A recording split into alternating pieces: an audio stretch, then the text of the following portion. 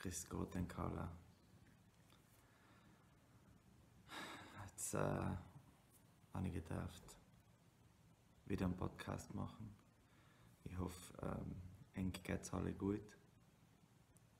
Und ich wünsche euch einen guten Start in den Tag. Den habe ich gedacht, mit einem jungen Mann aus Großbritannien reden, der was Adam Holton heißt. Ich habe nie gedacht, dass das so wird.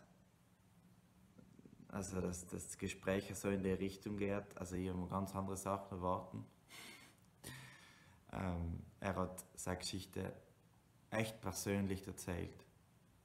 Also so persönlich, dass mir die Spucke weggeblieben ist. Und ja, die ganze Sache ist auf Englisch. Mein Englisch ist S. Heute so viel gut. Aber ich probiere es. Und ich hoffe, das kennt sein Gedächter. Unlosen. Er ist ein cooler Typ, er macht voll viele Sachen. Hat ein Buch geschrieben, hat das, hat das andere gemacht. Probiert auch in Innsbruck wieder die Straßenmusik irgendwie wieder zu beleben. Und bevor es losgeht im Podcast, noch eine ganz kurze Sache, was ich eigentlich gewählt habe, sagen, was mir vor ein paar Tagen passiert ist. Auf geht's! Grüß dich. Ich hoffe, es geht euch gut, in alle da draußen oder da drinnen. Und ja, jetzt cool, dass so viele Leute den ersten Podcast umgelost haben mit der, oder umgeschaut haben und umgelost haben mit der Maria Rosa Paul Michel. Und ich freue mich jetzt echt auf den zweiten Podcast, oder besser gesagt, ich denke zu sagen, weil er einfach, was einfach ein cooles Gespräch war, finde ich. Mit Markus Holzacher von Bruneck. Ich habe dabei voll viel gelernt. Ich hoffe, das könnt ihr auch etwas lernen. Markus ist einfach ein cooler Typ. Ich mich bedanken auch beim Weinkeller in Bruneck, beim Tommy, dass wir gekannt haben, in einem Keller das machen. Danke, Tommy. Und der Tommy ist halt für solche Sachen einfach irgendwie offen, für Konzerte und für andere. Und ich finde, er ist einfach also eine wichtige Person auch in der Hinsicht. Und der Weinkeller ist einfach super. Als Lokal.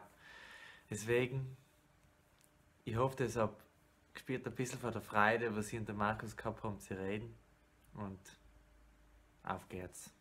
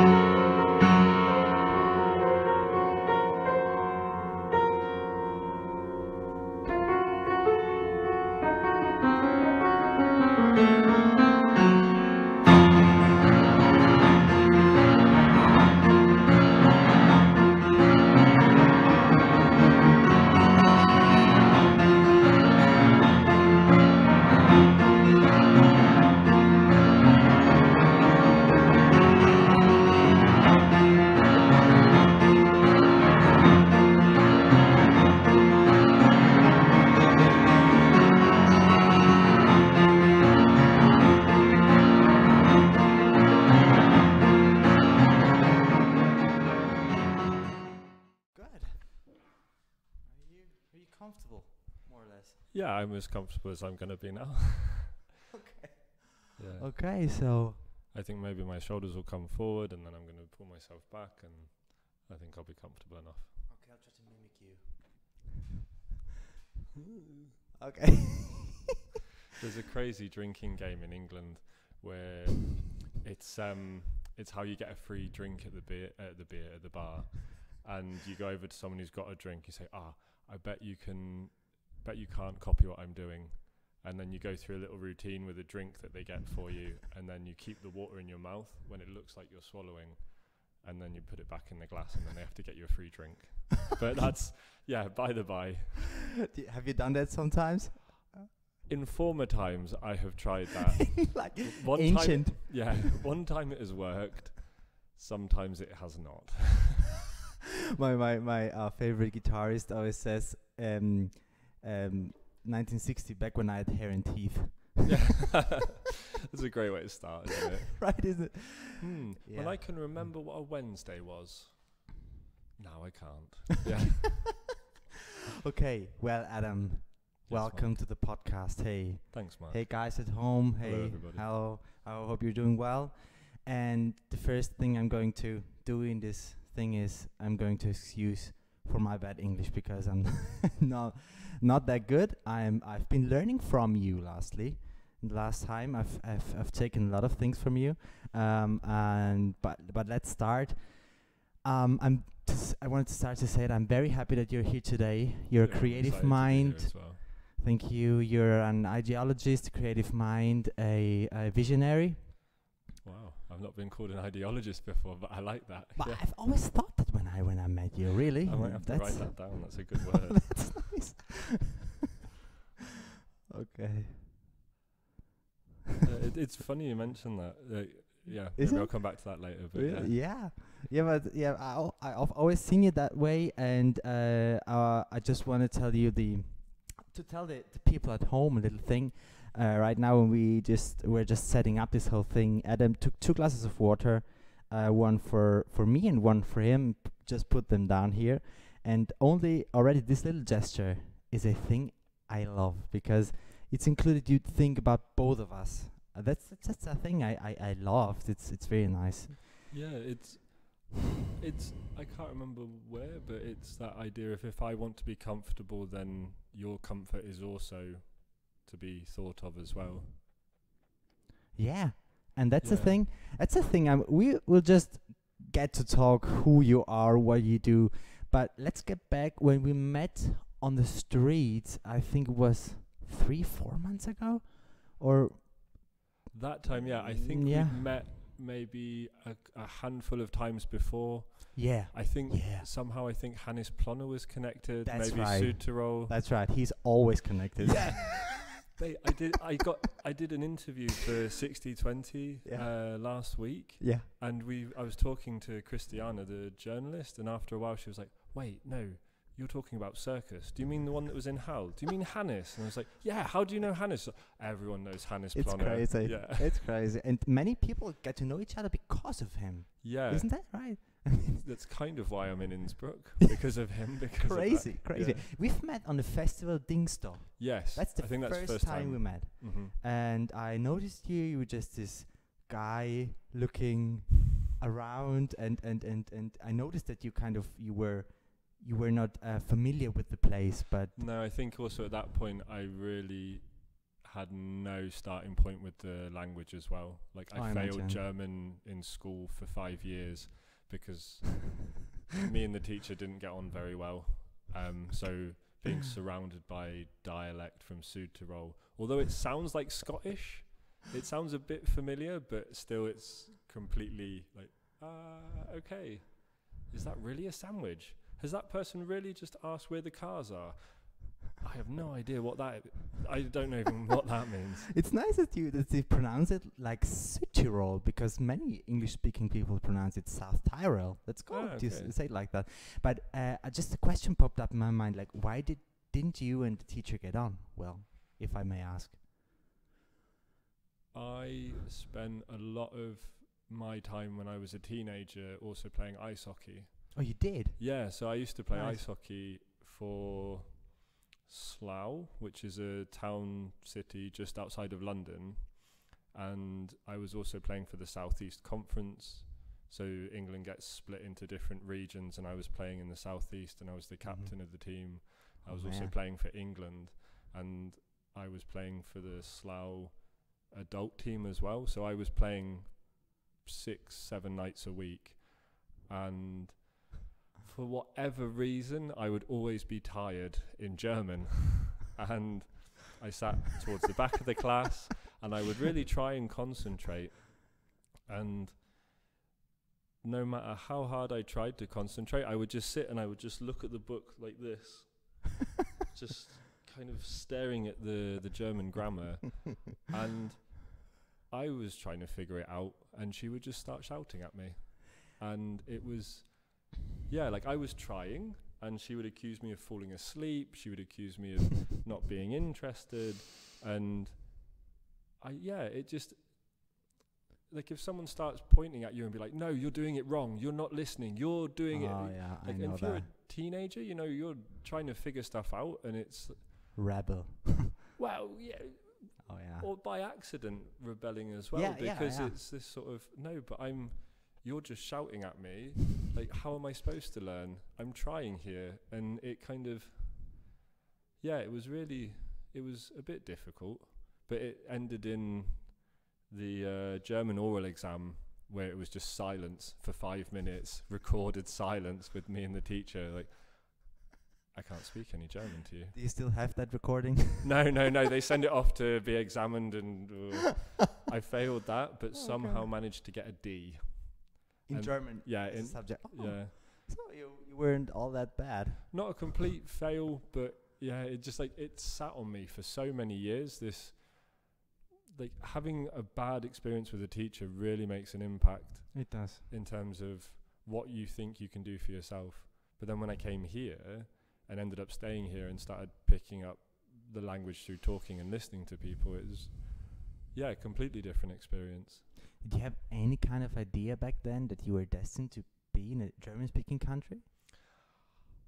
Not necessarily destined, but I think when I was in my early 20s, I started to get a perspective of the world that sort of connects things together in different ways. So the fact that I ended up in the half of the school that learned German instead of French, I now see that as a sign, or this sort of like the universe trying to help me out even when I'm not aware of what's coming or what's happened before. And it's like, okay, Adam, you should be in the German half of the school. Out of so there was 8 classes. The school was 1,400 students, and I ended up in the German half. But it was clearly not the right time for me to learn.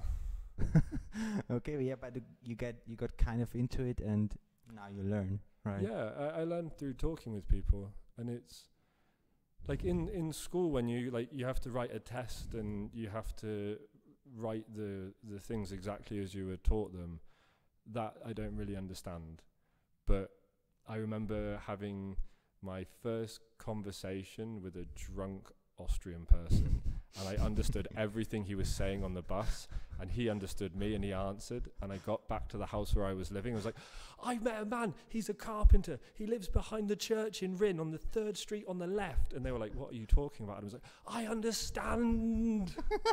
And he was just like, okay, would you like some dinner? Are you hungry? I was like, yeah, bitte. Yeah, well done, Adam. like the feedback changes, as opposed to just getting like a number or a tick or a letter or something. And it's a cool story. So you talked drunk. No, he talked drunk, and I'd been sober for 4 years by that point, and was just like, but he was slow enough. Like, he couldn't form his words quick enough. I was like, okay, this speed is okay. I can do the speed. Okay. And now I really have to say I'm really interested. Let's get back to you. You, Adam the kid, you were born in Newcastle, is that right or not? No, so Newcastle was the last place I lived in England. The last place, okay. I was born in Derby. Which that's in the book, right? Yeah. Yeah. So I was born in Derby in the middle of the island. Okay. Well, middle-ish of the island of England. And I was adopted 6 months after being born Okay. by a family in Nottingham, Mm-hmm. who are my family, who I consider my family. And then we moved outside of Nottingham and then down near London and then into the southwest. And then I left England and then we moved to the Midlands, to just outside Coventry, and then moved around again. But still as a kid always. Or as a child, as a kid, it was from Nottingham to Kinalton to Slough and then to Chiseldon. So they were the 4 moves. Yeah. As a child. Slough was the Yeah. team. The team, Yeah, so right? We moved there for my dad's job, and that's where my sister was born, and that's the same place I would end up playing ice hockey as well. Okay. So yeah, these things all seem to connect together in different ways. And how can I imagine your childhood to have been, and actually how did you get into hockey, and what else were you doing as a child?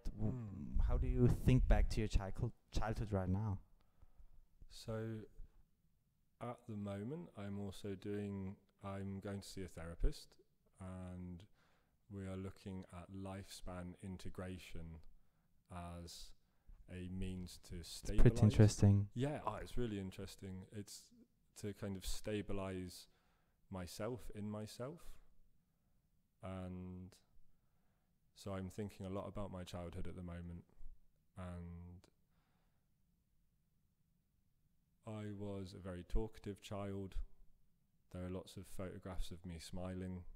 My first word was tractor.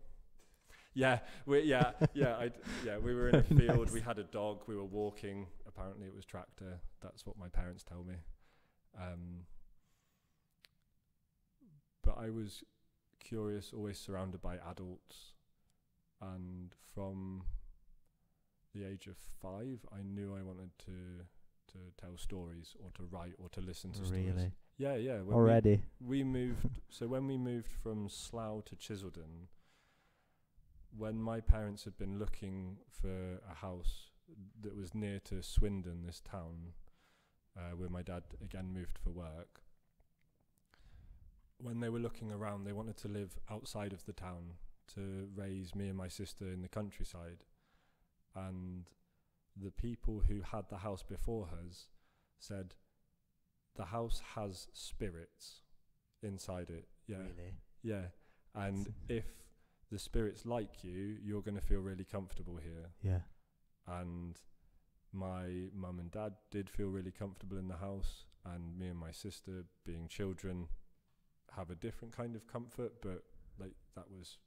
But you liked it, or you didn't like it? It was amazing. You liked it? It Okay. was such a wonderful house to live in. It was called Corner Thatchers. It was a 17th century cottage made out of giant slabs of stone and straw for the roof and beams of wood inside. It was incredible to be a child there. And it really did have spirits in it.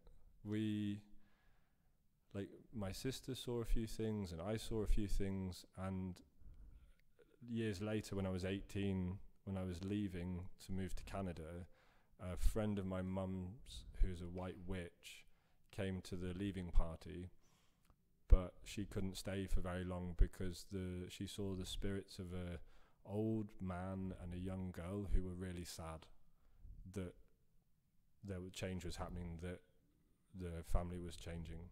Crazy.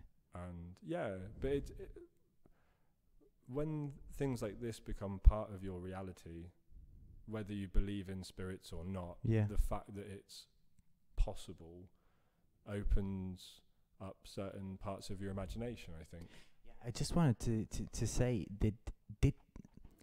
what did that experience do with you? Because I think it kind of, you always wanted to tell stories, and I think this is the perfect story basic for it. It's the base for a story, isn't it? Like, two children moving into a house that's got spirits in it, and you can see things moving around, and it's it was a really comfortable house to live in. Okay. So tell the story. How does it go on? Like, how did you get into hockey, and why did you move to Canada? And yeah. So the bedroom I was in, I would sit in there and I'd write stories about the dog that we had, and that's kind of where that started. And for some reason, my parents had built a little cupboard up above the bed, so I used to sit in there and I could see over the whole of the room, which as a child seemed really high up, and I got really into this kind of over perspective of trying to imagine watching myself in the room. But downstairs in the living room we had a television next to the fireplace. Yeah. And I remember, like, it was one of those moments where I'd sort of got into the habit of watching the room, thinking about imagining myself in the room, and I was sat downstairs watching the television in February 1994 or 95, I think. And I remember being able to kind of see myself watching the television as I saw ice hockey for the first time on the Winter Olympics. And I was just amazed to see human beings flying around on ice on pieces of metal that are like this long and so thin. It was amazing. It looked like magic to me as a child. And yeah, I expected a lot today, but not that. I have to tell you. I expected like you telling every kind of stories, but not this one. This is cool. Yeah, I didn't know either. No, and then you saw the ice hockey, and what happened? Yeah, it was the Winter Olympics, and my birthday's in February. And even now, as an adult, or throughout my life, I've never really wanted many things. But I think the first thing I wanted was to learn how to play ice hockey or to ice skate. And so I talked to my parents about this, and for my 7th birthday in February, so just after the Olympics kind of finished, they took me to the ice rink in the next town, and yeah, I got to ice skate for the first time in my life, and it was really a natural feeling. How was it? Like first time already natural feeling? Yeah, not falling over. I felt really balanced. I felt very stable. And I could move. I sort of intuitively knew how to move on the ice. And we went. I spent, I think, the whole 3 hours of the public skating session just like moving around, like, wow, this is great. And by the end of the session, there was a guy like in like a coat and sport trousers who had been on the ice for the whole time, who had been teaching people how to figure skate. Ah, yeah. So there's like the public can skate around, but then there's a couple of coaches who are doing private lessons with people on the ice time. And he came over, and his name was David, and he had a chat with my parents and said, we would really like to, like, has your son been skating before? We would really like to, yeah, I think your son should have skating lessons. Yeah, like they wanted, he started coaching me to skate, then passed me to another ice skating coach called Anne, and she was the most fabulous woman.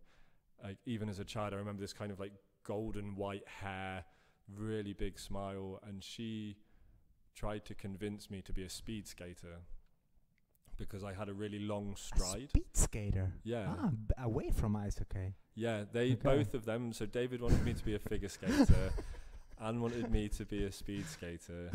And you wanted to be ice hockey player. Yeah. And in the end, I won out. They both sort of thought, okay, we'll make this possible. Maybe he'll come back to figure skating or speed skating in the future. And sadly, I didn't. I think it would have been marvelous to be a speed skater or a figure skater. You know, when you tell stories, it's strange. It kind of evokes images. I really, when you tell the stories, I kind of see them. I just saw the woman in front of me, like with the white golden hair, and how much you liked her as a teacher. I kind of feel that. That's cool. But yeah. So you won out, and you got in a team, and or So in the ice rink, there was a team. They have juniors from under 10s up to the adult team in an ice rink. And there was a summer program where you can go and you try out ice hockey. So I found some old equipment and I went, and then they said, okay, yeah, you can come and play with the team, and then started playing that way. Yeah. And when I was 11 years old, I decided I didn't like playing with this team and talked to my parents, and then I went to play ice hockey at a summer camp in Slough, and then ended up playing for Slough, which was the kind of the, not nemesis, but the opposite. No. So like the rival, the local rival between Swindon and Slough, and I'd gone from Swindon to join Slough. So whenever we played, even as like 13 or 14, it was always a really intense feeling. Oh, derby. Yeah. It oh was man, so exciting. I get that. Like that was at the same time the coolest, but also the worst. Because I remember playing. I also played football, and I remember playing against like the derby of the team of our neighbor town, right? Yeah. And there was no problem, but my cousin was in the team.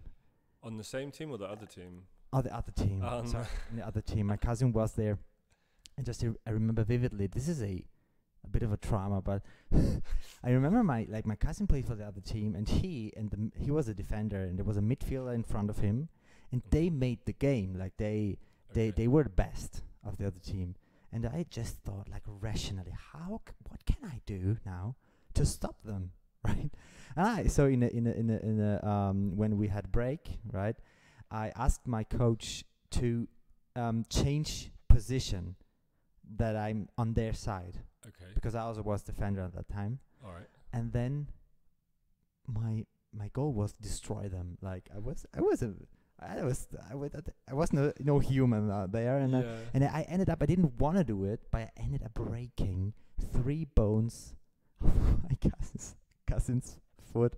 How did you do that? I didn't want to do that. It was I didn't do it intentionally, but it was a striking moment, because he was there was you know it from ice hockey also. There's this very, very intense and fast moments where you just act almost unconsciously, instinctively, right? Instinctively. And it was one movement, and he broke down. I started crying. And I thought, what have I done? Looked at my aunt outside who was watching me, like his mom. No. It was bad. It was bad.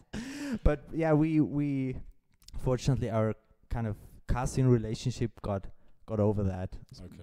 It took some time, but a lot of excuses. But people can. There's a side of us which can be really cruel. Yeah, for sure, it can really come out. It's hard to accept that sometimes. It is. But it's also, it's why I think some sports like rugby or ice hockey, or to an extent also football, like these more physically aggressive sports, are actually really healthy, especially for teenagers. Yeah. You know, like if you're an athletic teenager, did you have a lot of energy like when you were younger? 100%. So like all this what do I do? And run, it's like, okay, everything. Yeah. But it gives you like it kind of like purposeful movement helps distill some of the chaos. Yeah. Like for me, it did anyway. Oh yeah, for me too. Really, and it still does today when I go running. And but you were a defender then. I was defender then, and I kind of almost the only thing position I didn't play was goalkeeper, because I'm the worst now. As I'm a teacher here at this school, right? I am sometimes played with the little kids, like at the 4th class. They're 9 years old or something, and they're better goalkeepers than me. That's the position I'm not made for. But all the other positions I can kind of do. See me, I was the opposite. I wasn't so skillful. And it was also because I played ice hockey, where physical, like shoving people out of the way is normal. Whenever I played football, I would just sort of push people over. So I always got put in goal because I wasn't, I could do less damage there. But it was also because of the ice hockey, where it's normal to stand in front of a galvanized piece of rubber that's frozen, and travels like 60 to 100 kilometers an hour, and that's normal. So I thought, okay, I can stand in front of a football, no problem. Yeah. But yeah, not so good with the other stuff. I don't know if I'm right, but it sounds to me as ice hockey was a very good possibility for you as an outlet for negative emotions also, was it? Or I don't know about as an outlet, but it channeled? Yeah, it channeled. Channeled is probably better, like in my understanding. Yeah. It kind of transformed the energy, and whenever I was on the ice, it was completely different. As soon as no matter what teenage stress I had, or what confusion, or what hormonal imbalance of the week, as soon as I got on the ice, completely different. And it really transformed the way I understood how like things move or how things work, because you have to, like, speed is completely different. And I remember really struggling with physics at school, and they're talking about force and matter and acceleration and speed times light, and I couldn't understand it. But as soon as I got on an ice rink, I could see, right, if I do this, then I can go there, then I can do this. And it's all with angles and trajectory. Became tangible, the things, right? It made physics tangible. Yeah. And it made, kind of how people move, or how atoms and particles move around. Because, like, if you've got a contained space, which is the ice rink, which is also the universe, and it's like, okay, so things bounce like this, and then sometimes they have patterns, sometimes nothing, sometimes it's completely random, but it all functions in a way. It was, it's still with me now. I think ice hockey was a great way to understand physics. You know, I really have to tell you honestly, you're the first person in my life who is kind of made it, who has kind of had success in getting me interested in ice hockey. Oh, mate, it's one of the best sports in the world. It's so much fun. Really, it is, because I always, when I watched it sometimes, because in Bruneck in South Südtirol, we have a actually very good team, and I was watching sometimes, but it's so hard to watch. It's so hard to get to know where the puck is, right? Yeah, where to focus, what's going on. Where is it right now? It's difficult. It's difficult. But I think we're not going to make it through today because so let's get on. So you play in that team. You also played for England. Tell us a bit about that for a bit. How was that? In England, so you play in the normal league, and then in the regional league, and then there's a regional tournament once a year at the start or end of May, I can't remember, and it would be in Hull in the northeast of England. And from the tournament, they would choose 18 players to be the Team England for the age group. And so from this tournament, they selected me and 17 other people to be part of Team England, and we went and played in Füssen in Germany a couple of times. We played against Team Scotland. We travelled, I can't remember, Holland. We went to Holland for the International Cup. Did you enjoy those travels and the things? Did you like it, or? Yeah, so that was, again, one of these times where I got to see a lot of Europe, and a lot of time in Finland and Germany, France, going through these different countries to play ice hockey. And it really, there are some things that stuck in my mind. The places where people put ice rinks is a bit strange. So in Finland, I played half a mile under the earth in a former nuclear fallout shelter.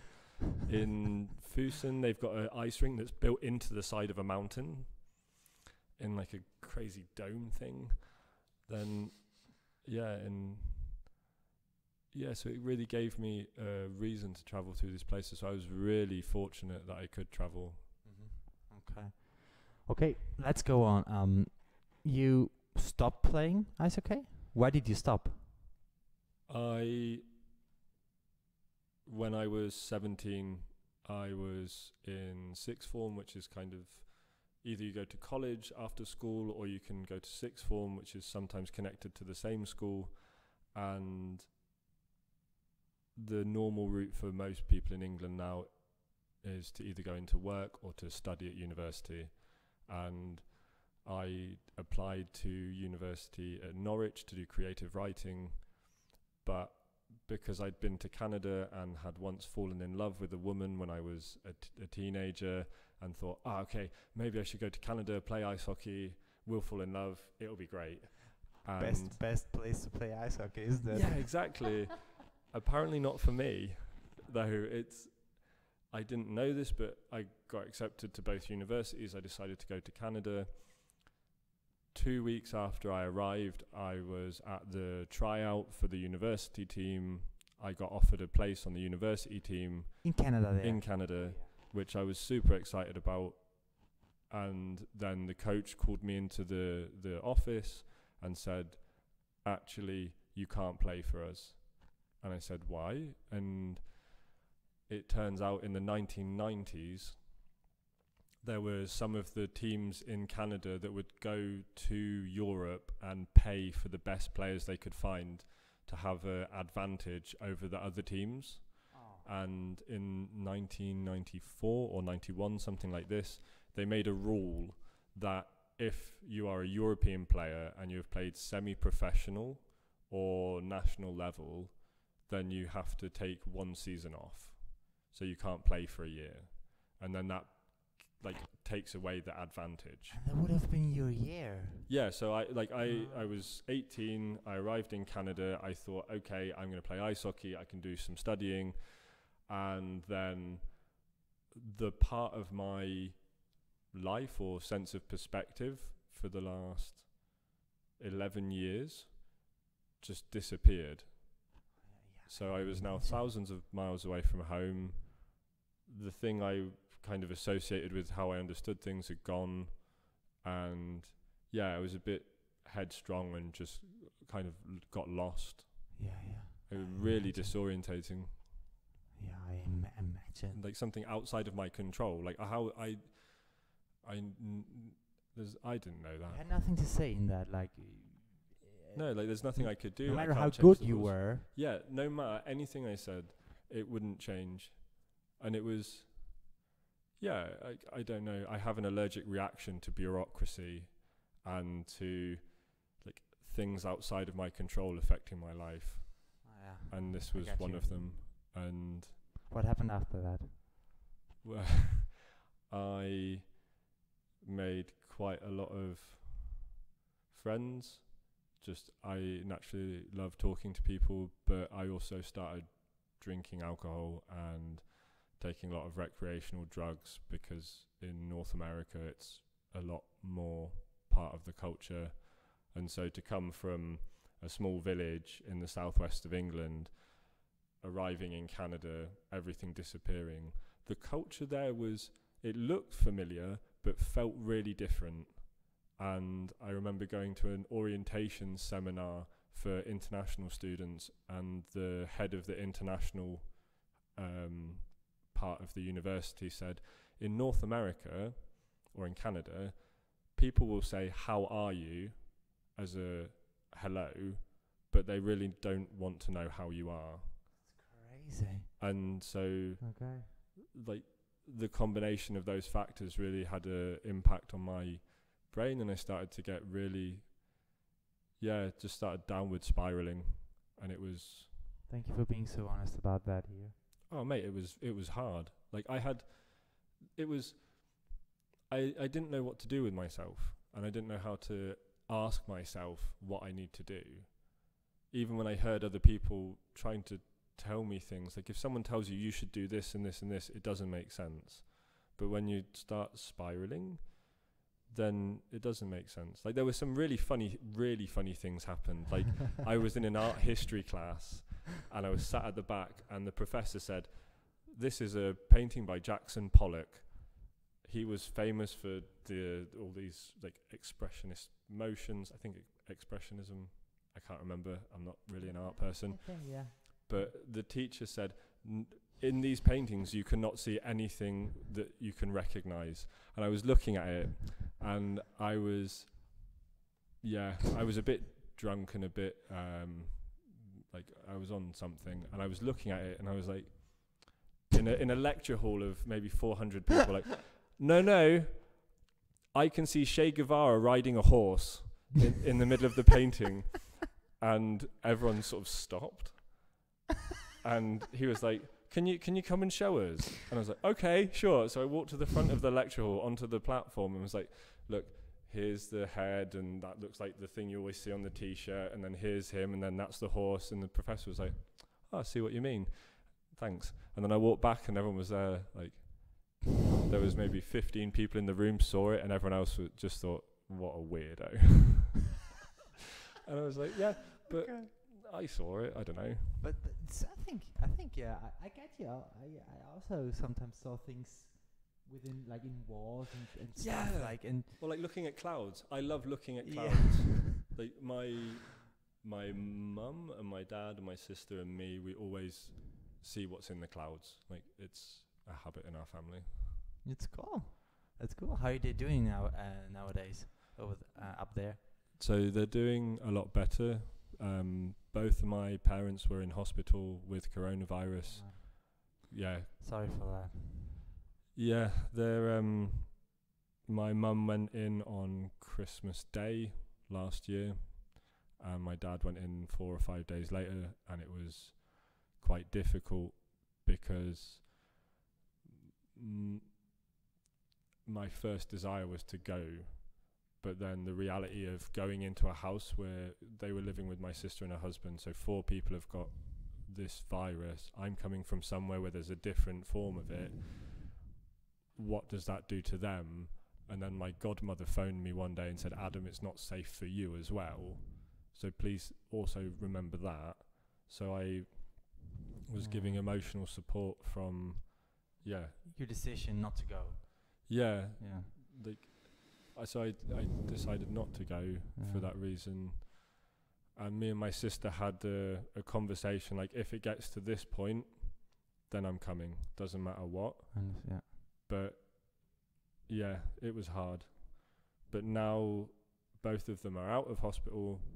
They're both recovering. They're both still really stubborn and keep trying to do more than they can actually do and get really tired. But they're well. They are okay. So I'm leaving on Friday, and I'm taking the train to England, which I'm looking forward to. I imagine. I wish you a very good journey for that. It's going to be fun.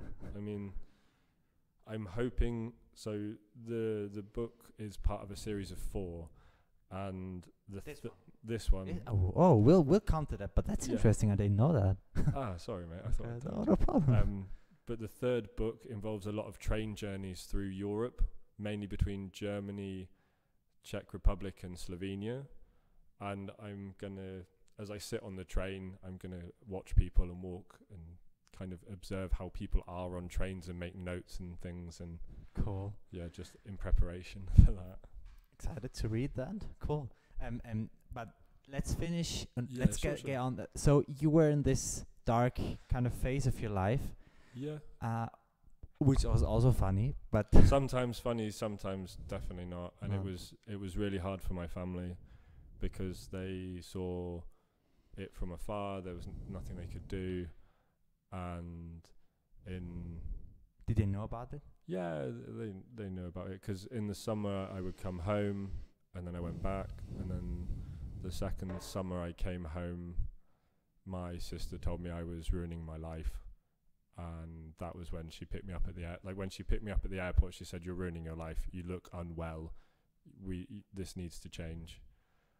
And yeah, what was your reaction to that? My reaction to things like that when I was confronted by stuff was a lot to just sort of, oh yeah, okay, great, fine, and then just carry on and almost not take these things in because I was kind of anesthetized to parts of reality by that point. But I spent the summer at my parents' house looking for a job. Like during the summers I would come back to England and work, and I got a job in a pub and it was horrendous. I got bullied in the pub. I had a really bad time. I when I stopped taking any kind of recreational drug which had an impact on my brain, and my family refused to let me go back to study in Canada, and I'm really glad they did.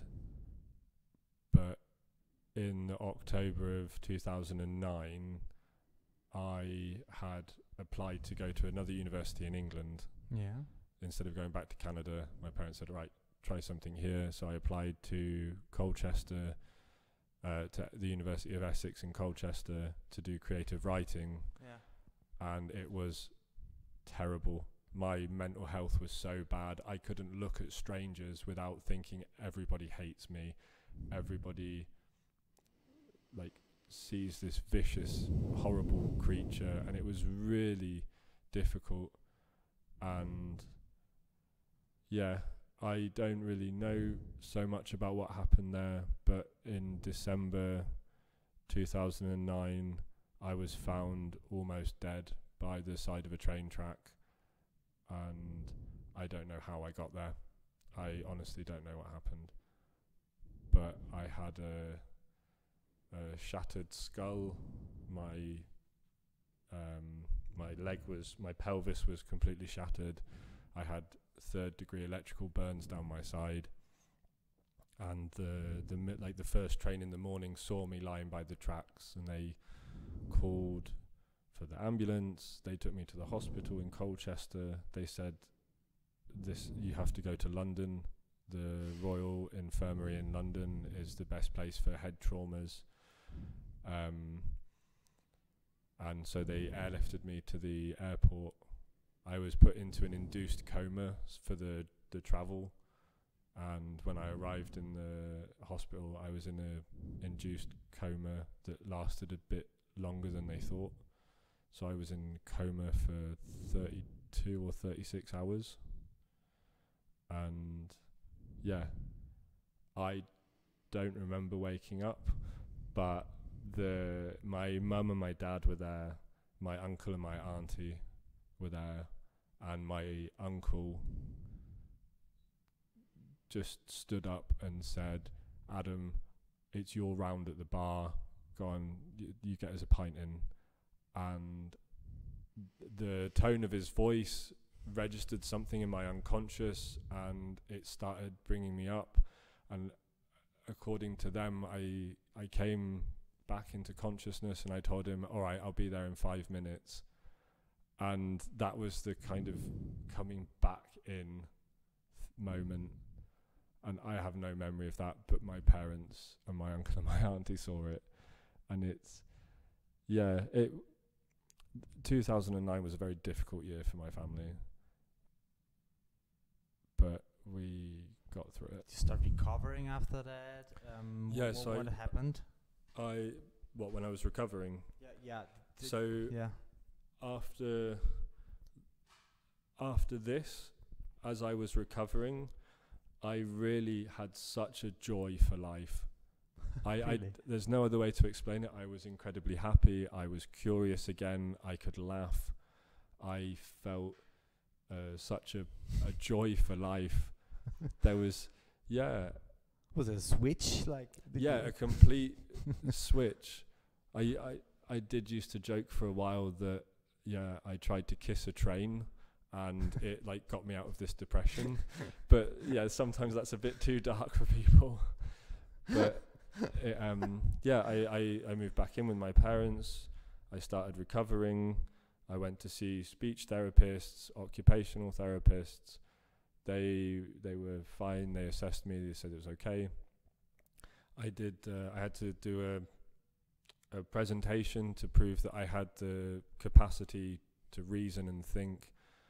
And I wanted to do my presentation about the correct design for umbrellas, but the psychiatrist said I have to do something a bit more academically serious. So I did something about instant gratification, and I was assessed that I had the intelligence levels were above average. Everything was okay or above average, apart from my attention span, which was way down. I would go between things like a butterfly. And Yeah, but I recovered, and years later, in 2014, when I left England to go to New Zealand to live there, when I landed in Auckland, the middle pages of this newspaper were an article about the correct design for umbrellas.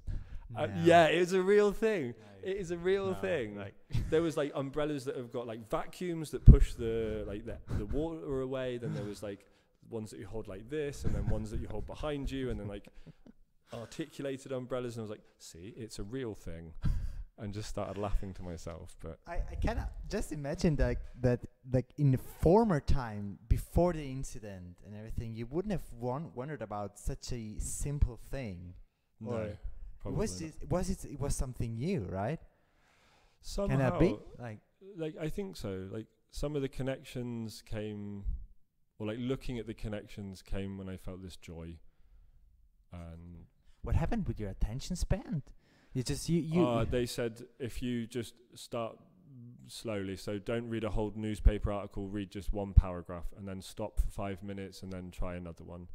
And then because I'd always loved to read, I was a big reader as a child, so it was really frustrating to not be able to read without getting angry or confused. So it took me about a year reading really slowly, but now I read, I think I've already read 10 books so far this year, and we're only in May. Like it took a while, but I learned to read again. It looks as if there's some how do you say synchronicities? No. Yeah, synchronicities between our two lives. Thanks. Okay. Because dude, I really get you with that, because I also had like 3-4 years ago, I had a very difficult phase in my life also, where I just I don't know, I think I kind of felt. I remember kind of same. You remember that? Yeah, I think I met you once or twice when you were in that. That was crazy. That was crazy. I mean, we barely knew each other, but we talked about that. I'd seen you and Barbarossa. Oh yeah. You played a concert in Treban, and I remember coming up to you the day after, and I saw you on the street, and I was like, yeah, I really like the music. Like the combination of your guitar style and the accordion was incredible. And I remember you being really honest and just saying, I'm not doing very well. And I think we just had a very honest conversation. Oh, we did. Just about meeting on the street. Yeah. And that's what that's also like a very nice thing, because those things, as you said, you didn't remember a lot. I, for example, just now didn't remember. Now that you say it, it comes kind of back. Yeah. It comes back. But I remember just being kind of astonished by me telling that to you, because I was not the kind of person who would tell that to people. Yeah. And maybe I just felt that you were open to that. I had the feeling I could say everything to you, and you would be like, okay, I understand. I'm sorry about that. I hope you will do better. And just if you don't know what to do anymore, just call me up, or we can have a talk or something like this. And if you meet people such as you in those situations, maybe also because you have already gone through something kind of that, it just gives you a better feeling. It gives you. You have more of an idea how to react to it. Like, is that what you mean? Or Yeah, it lifts you up. Me. Okay. I was lifted up by you asking, and because I kind of had the feeling you were interested into that, and I could really tell you what was happening, because I didn't have the fear that you would not understand. Yeah, it's also, I don't know about how it was for you, but someone to listen, like that's. I remember talking to my sister about this when someone she knew at university, one of their fathers died, or their uncle died, and we were talking about how different people react to these things. And sometimes people say, oh yeah, I remember when my grandfather died and blah blah blah, and they tell you only about their thing. But then I think if someone says okay and then listens, because it's your situation, it's your stress, that has to be listened to. Right. Because I think one reason because people do that, they start telling their own stories, that because they don't know how to bridge this vulnerable silence, right? This moment to look into your eye, because if you look in someone's eyes and really let go of inner constrictions, you start to feel what they feel, and you start to get into their story and into their personality, and I think but that's also the thing that connects us all, right? Isn't it? And I think we don't feel alone anymore if we kind of let that happen. Yeah, and right? if you allow it to happen, and that's really where the power of listening is. And when you don't know what to do with someone who is stressed or is scared or is confused, just listen. That's the best starting point. Trying to tell them what to do or how to deal with it is not helpful. No, because it doesn't make sense to that They've tried a lot of times, and it's like, it's like you tell them how you would act in their situation, and it doesn't work. It's the thing. And what for me is the most difficult thing, it's not so much the listening part, but listening and being there and being present. Also, if a person doesn't say anything, that's sometimes where I struggle, because if the person doesn't say anything, my mind tends to come up with a lot of ideas how they could improve, like go running, do this, do that, eat vegan, I don't all that kind of stuff that comes to your mind because you want to help the person. Yes, right. And it's that the desire to help. It's a genuine desire. Yeah. When people do respond and tell you what you should do, it's not meant from a bad place. No. But I get your point. You cannot deal with that at that moment. You just can deal with a person who's there, listens. Everything you say is okay. Like if you say I want to die, I want to throw myself in front of a car, that's it. It's how you feel. Yeah. Yeah, and I think it is a kind of strange thing, because such things are no goes, right? It's the right taboos, word.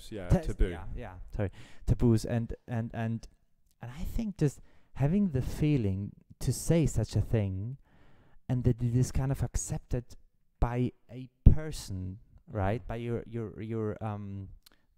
person in front of you, just not feeling any kind of judgment to such a thing. Lack of judgment. This is a first how to say it, a first possibility to feel better again, because you don't feel constricted. Everything you should be like this, you should be like that. If you cannot do that, you're bad. If you can if you cannot play ice hockey anymore, you don't know what to do anymore, right? Yep. And so you need people that give you space, that give you tell you about opportunities, but give you space, right? Yeah. Yeah, and but Adam, this is wonderful. Like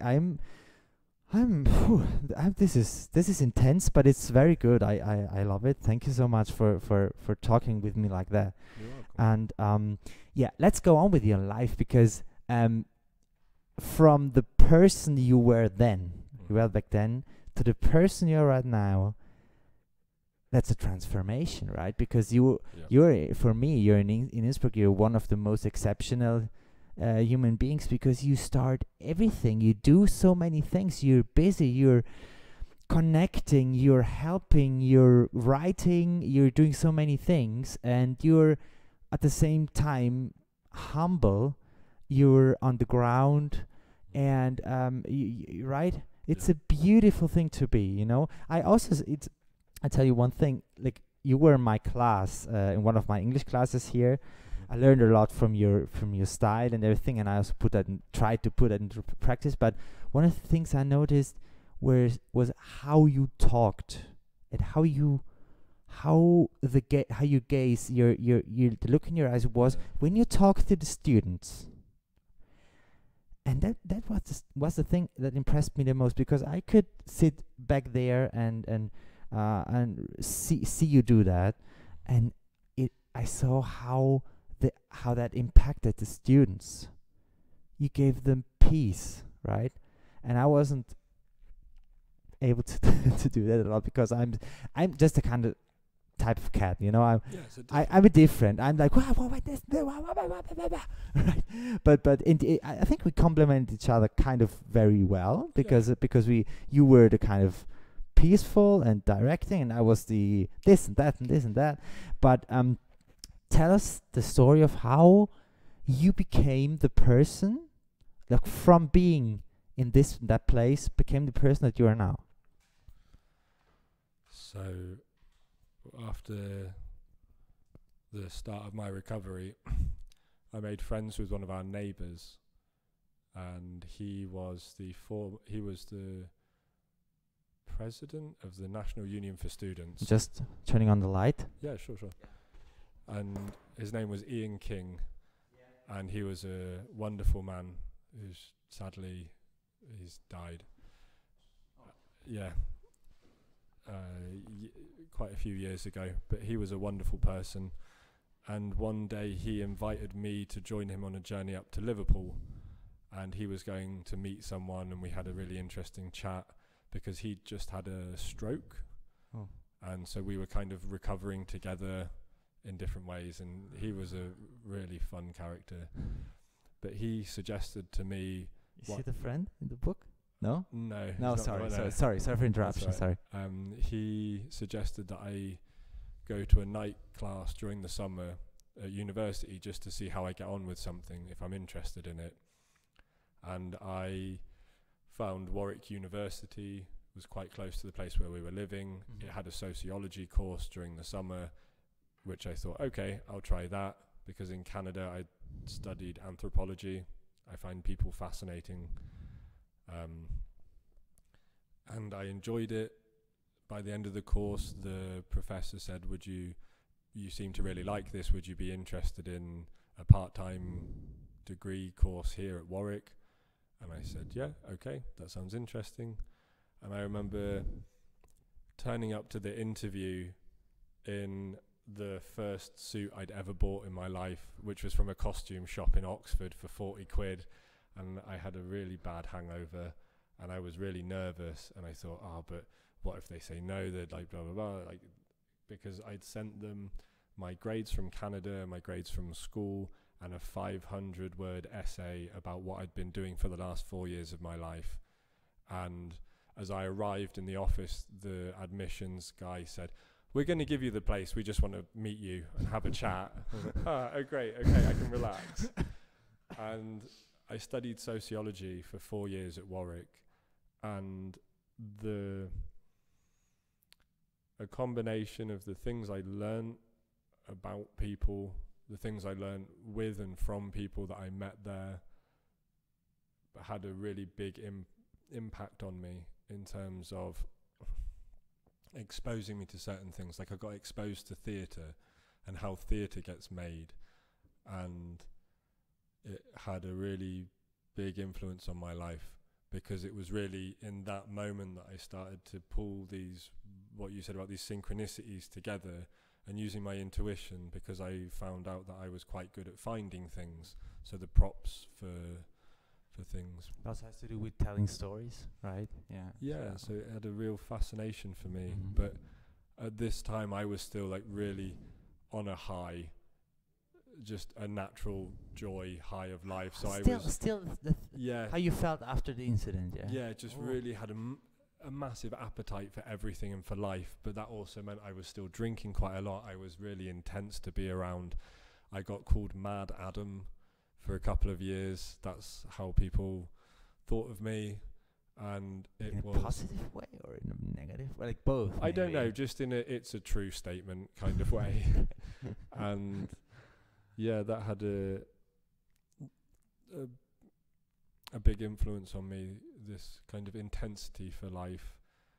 And yeah, that carried on, that continued. I left England after finishing my studies, and I moved to New Zealand, and I ended up meeting a few people there that brought me to here. I met Hannes Plonner in New Zealand, in a place I was never supposed to be.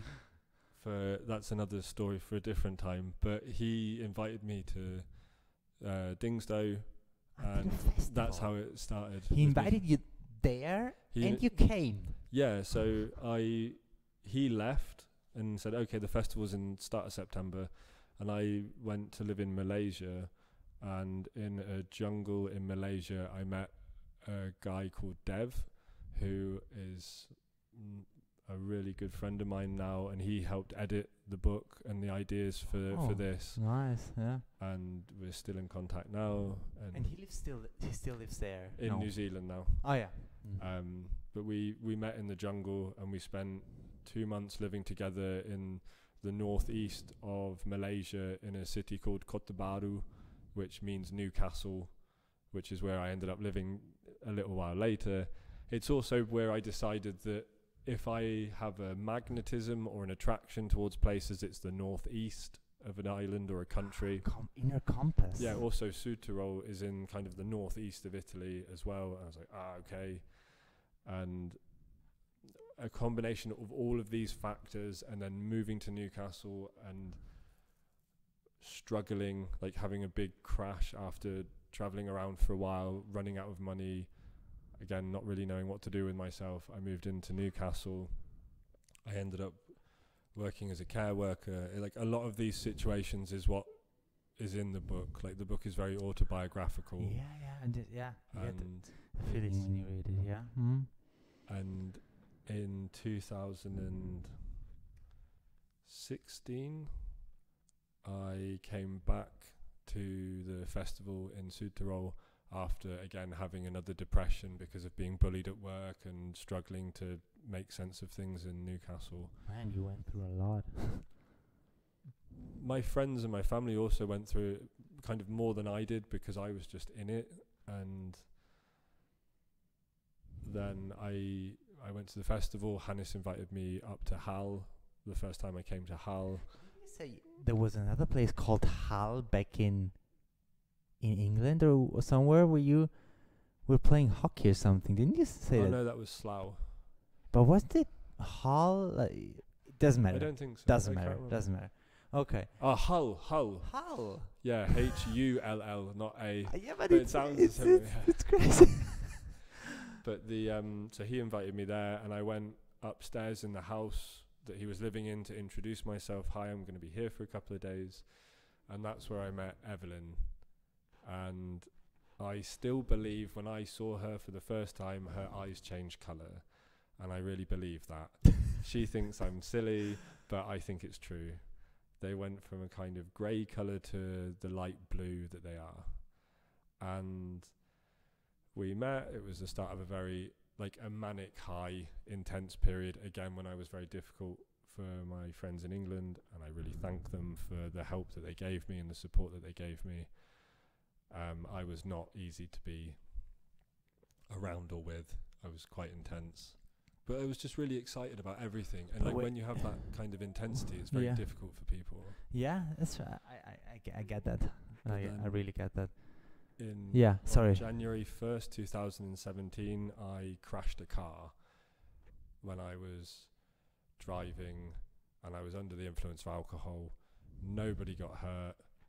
I spun out on some black ice on the road and broke the back of the car. And as I was trying to get it off the road, realising this is a really stupid idea, the police found me and I was arrested. And I spent the night in Was that in England? Yeah, in England. Okay. And I spent the night in a prison cell thinking okay, I'm finished now, I'm going to stop drinking. And then,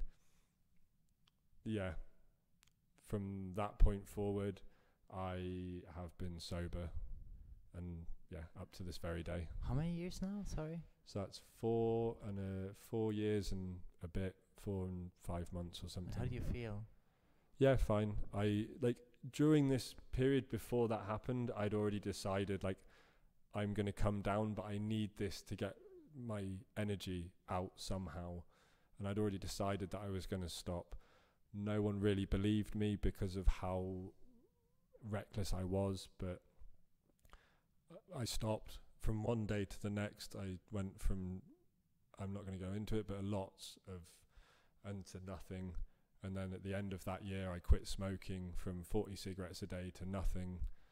And Yeah. What's it called? Cold? No. Cold turkey. Cold turkey, yeah. So all of this, like, yeah, just having different experiences, like, it's kind of rounded me into a person that... After that, your mind maybe underwent an evolution, changes, right? Yeah, for sure. And it's like learning to change, deciding to change, being affected by things. How really could you important. describe how does change happen then in the mind? How did it happen in your mind? Which part? Like the like the quitting alcohol, quitting cigarettes, and what the change afterwards? as a person, as being, as you said, reckless. I can also relate to that. I just went back to being more of myself without... Yeah. I was still intense. I was still really talkative. I still laughed at everything, but I was just sober. And a lot of the reason why I drank as much as I did is because I was bored.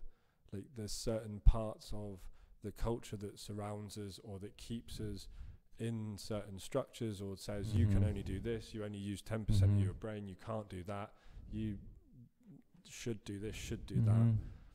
Like, I drank because I was really bored and I didn't know how else to deal with it. And I started to, think about it in different ways or from a different point of view, because it's really difficult being sober when once you've seen something, like on a sociological level, when you start to understand the base function of a culture, which is either propaganda to make you do a thing, or it's telling you not to do a thing, and that's the whole framework. It's upsetting that it's that boring, you know. It's the tragedy of colonialism, capitalism, this idea of separate individual selves, like, be for you and that's it. And but today you're kind of using this characteristics of society for a good thing, aren't you? To have as a conversation, being like, this is a point of, like, we've all had examples of the complete opposite. So if people tell you that society is only for competition, like human nature is only competition or consuming, like, this is your lot in life, that's it, accept it, it's horrible and short. And but then on the other side, if you contrast that to how collaborative, how we work together, how we have this joyful feeling when a project is completed or something gets done, or like, you know, that moment when you turn up for class and you just have a great idea how to put the two like ideas for the lesson together in a different way. You're like, oh right, I'm going to try it, and then it works. And like this, and the communal living that we need, like being independent or independence is absurd. You can't live on your own. It's so stressful. It's impossible. But sort of contrasting these two, like going from one to the other. I also I once heard that, like, the two words, like, being independent, because if you look into maybe it doesn't have to be people. If you look into wood and there are trees there, no tree is independent. No tree can be independent, right? And sometimes I think that we live in a society where many people imagine themselves to be trees, which are not dependent on other trees, and I think like the word autonomous I like better, because it has the idea that you're a tree, and in order to live you don't have to take away the life, water and things, and the meal, right? Important things to live of the other trees. So it's not that there's the wood, and there's one tree which is green and really, like, vivid and everything, and the other trees around this tree are not good. So I think as a person, and I really totally can relate to that, as a person who has consumed and taken the energy, like with alcohol and everything. You're an artist. You have an artist's mind. You're creative. I totally get that you were bored also. As a person who takes a lot. You've seen this dark part, and you get to a point where you understand this is not it. This is not life. Like I'm not creating life with that. I'm destroying life even, right? And I think if you get to that point, that's the point where you can start and go do something good, because you've seen the dark parts. You've seen black. Now you can turn to white also, right? Because you can kind of accept in that moment. You can kind of maybe accept black for what it is. It's in every one of us, but you don't have to go against it because you're concentrated to doing the good things, right? To isn't it? Yeah, I can understand that. Yeah, I think it's also, it would be so much more interesting for everyone if you didn't have to go to these kind of extremes. Like I don't know if I would call myself an artist. Like I describe myself as human.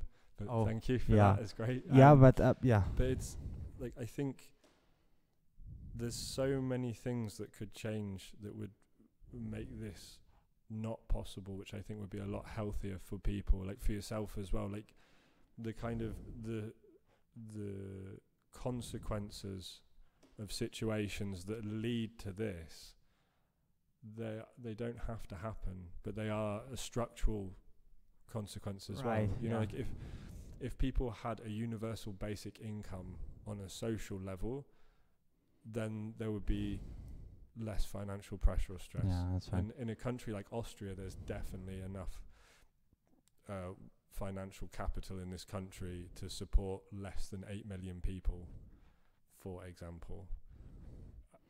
That's a different structural conversation, but I think moving into that kind of collaborative mindset, or that communal mindset, or this, that you can have autonomy but still being in a group. That's like it. This idea of That's the it. tree in the forest. That's it. Yeah. Like you can support each other even through listening, and it can, maybe if someone listens at this point, it stops someone getting that deep into the hole. Oh yeah. Working together, Adam E. Holton is the basic idea of your book, right? Yeah, collaborating. Like the human nature is collaborative, not just competitive. It's not consuming, it's communal. Like kind of the First Juniper Tree, and there's a beautiful picture in it in the front, and it kind of, for me, I have to say, it feels like a piece of philosophy, and it's kind of put into a story. And there's lots of descriptions, and very detailed descriptions, because you like that, right? You like to describe.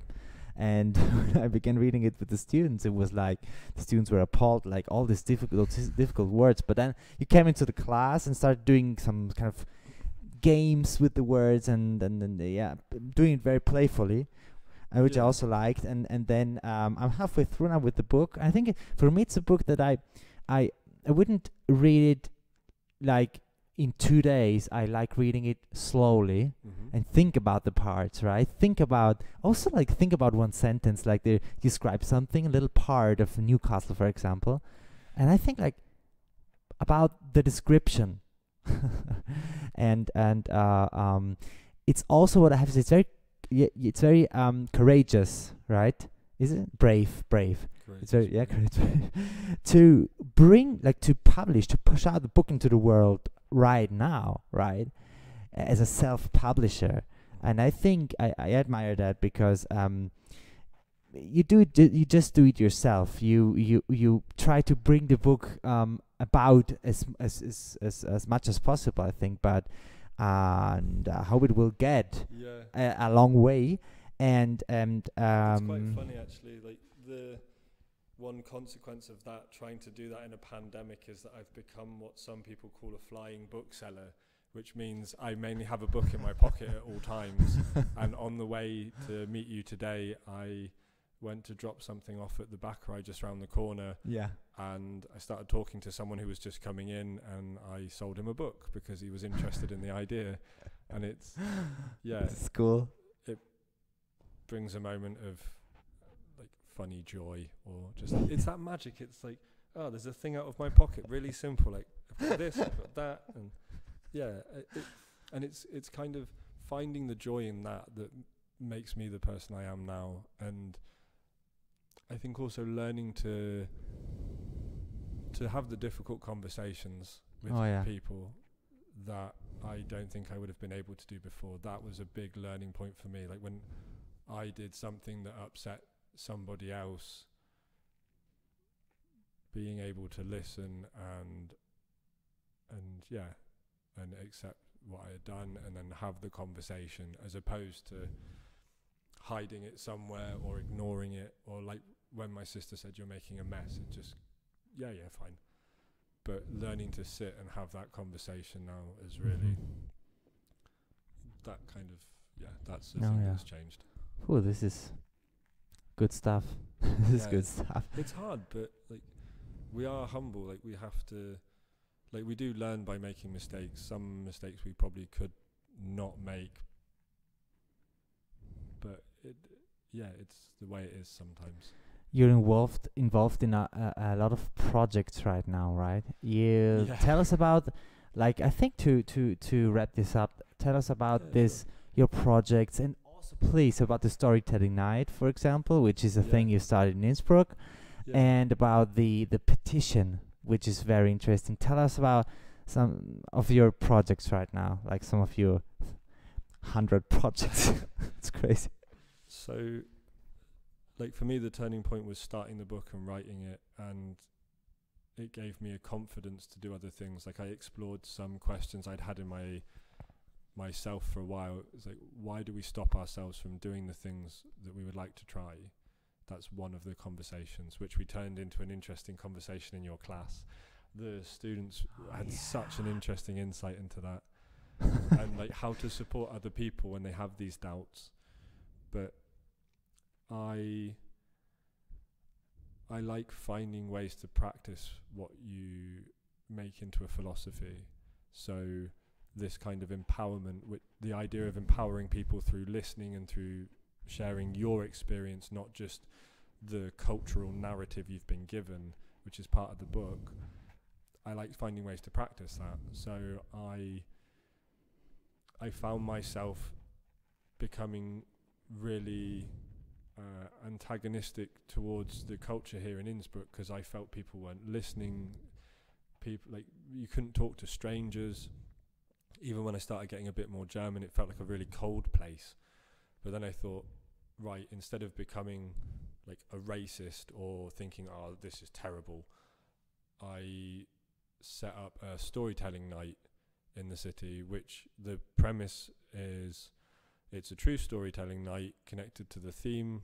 It was inspired by Spark London, which a friend of mine took me to years ago in London, like spark.com, I think it is. You can find it. They've got recordings from the stories. They're incredible.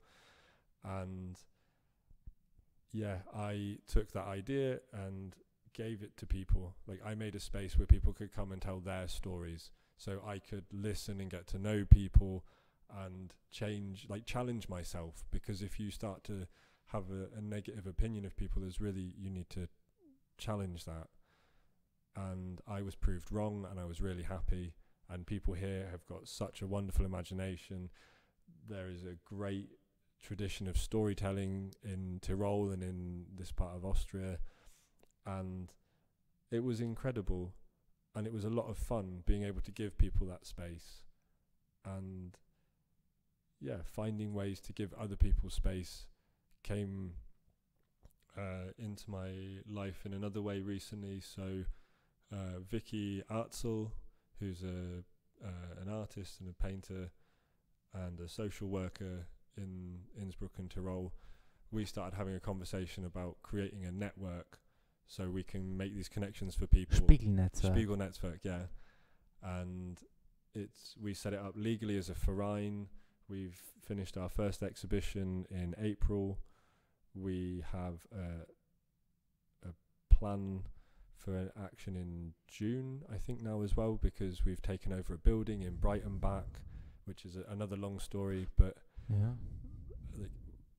it became really exciting to give other people spaces to be themselves. So that was the main drive from that. But the petition you mentioned is again a connection to that. The street music permit situation. Street music in Innsbruck is quite a contentious issue in the sense that they supposedly support having music on the street, but the permit isn't accessible really. It's too it's really expensive, not a lot of opportunity to play, and I wanted to try and change that. I'm not the first. Many people have tried to change that over the years. Yeah. Really?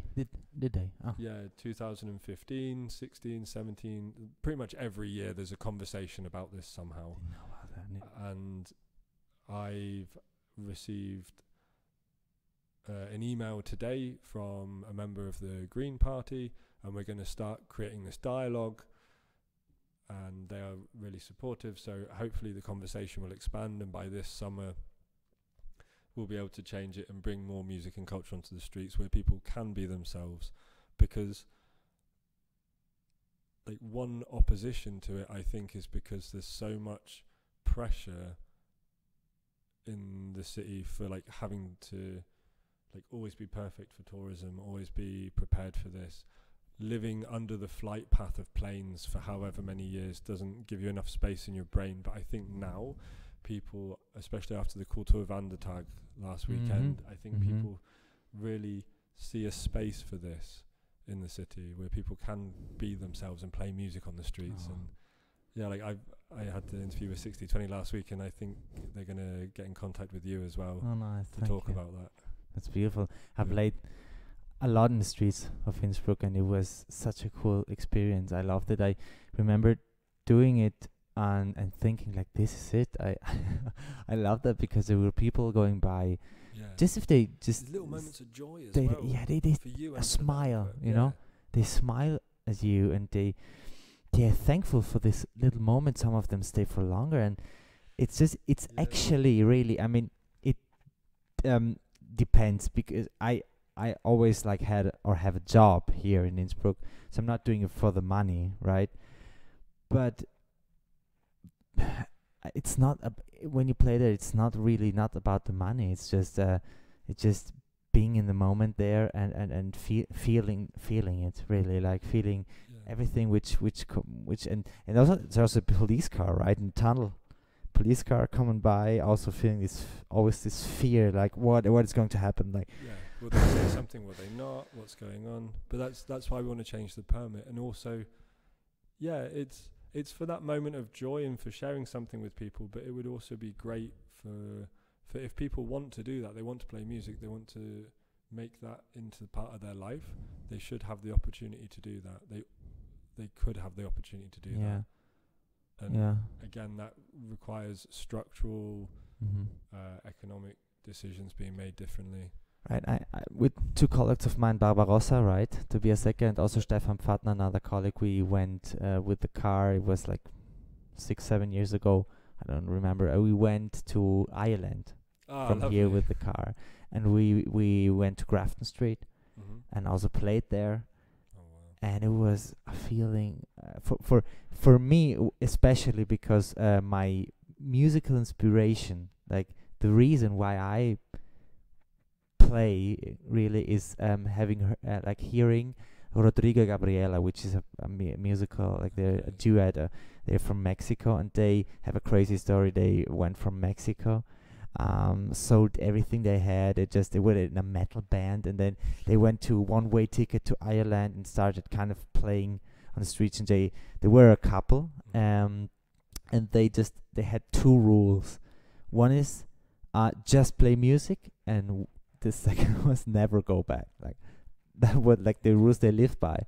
So they just started playing on the streets, playing a lot, and they developed their own style, and they developed into a very very popular musical act internationally. And they with their first album, they ended up being #1 in the charts in Ireland. So, and they play instrumental music. But it's interesting, to this day, I listen to a lot of interviews of them. They say that the years of playing in the street in Ireland, not being popular or something, but just playing there together, were the best of their lives. Yeah. And if you walk along Grafton Street, it's awesome, like people, bands playing and things. And I I always missed that in Innsbruck, because if it was somewhere, you could be sure that it wouldn't last for that long. And it adds so much to the city. If you hear music, right, there are people listening, smiling, laughing, right? And then I'm guys, if someone listens to that, please, if you're interested, please help Adam with this petition. Where can they find the petition? Tell me. You can find it through the change.org website. I think if you put this out through Instagram as well, like I'll give you the information for where they can find the link as well. Yeah, please. Underneath the video there'll be a link as well. Nice. That's the easiest way to do it, maybe, I think. Okay. But yeah, it really gives people a space to be, and it would be incredible if people could do that as the starting point. I think it's not only this stress and pressure that makes people creative. I think that is a way people have learnt to be creative. But I think so many other ways are possible as well. Like when you see children playing, for example, the way they put things together, or the way the students here worked to create the suitcase storytelling game that we did in the class. There are other ways, more is possible. So much more is possible. Oh yeah. Definitely. And I really, really from the heart wish you all the best for your life, and that you can really put into practice your idea and your ideas. And I will continue to do so. And I will always try to support you in the ways I can, if there is some way I can support you. So it has definitely been empowering to talk with you today. You really it was intense, but it was really it really gave me something, and I hope it will also give the people something. And it also gives me something. Like it's really comfortable to sit here and talk to you, like in conversation, in relation, in like with other people. It's the most comforting, real part of life. You can't be on your own, but in this moment you can be, and that's it's healthy. It's so healthy. It's healthy. Adam, thank you. Thank you, Mark. Peace and thank you.